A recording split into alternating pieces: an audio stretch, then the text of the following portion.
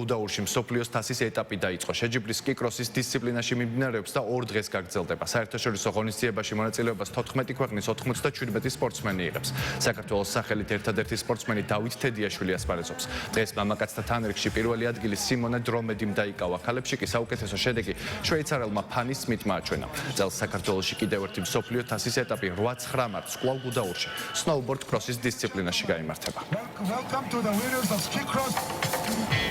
ბედნიერი ვარ ამ გამარჯვებით. საქართველოში მეორედ ვიმყოფები. შაშან მსოფლიოს თასის ეტაპი ბაკურიანში გაიმართა და მაშინაც გავიმარჯვე. მიხარია რომ ზედიზედ მეორე წელია თქვენთან გამართულ ტურნირზე წარმატებას ვაღწევ. შესანიშნავი შეჯიბრება იყო, ძლიერი კონკურენტები მყავდა, გუდაურის ტრასაც მომეწონა და ორგანიზებაც შესანიშნავია. სკიკროსის მსოფლიო ჩემპიონატის ეს ეტაპი ერთ-ერთი ყველაზე მნიშვნელოვანი ტურნირია. ყველანი კმაყოფილები ვართ როგორც ტრასით, ასევე შეჯიბრის ორგანიზებით. გუდაურში არაჩვეულებრივი გარემოა და იმედია საქართველოს კიდევ არაერთხელ უმასპინძლებს მსგავსი რანგის ტურნირებს. ძალიან კმაყოფილები ვართ, ჩვენმა გუნდმა ძალიან კარგად იმუშავა. საქართველოსთვის ეს არის ნამდვილად ერთ-ერთი გუდაურში თან მით უმეტეს პირველად ჩატარდა სკიკროსი.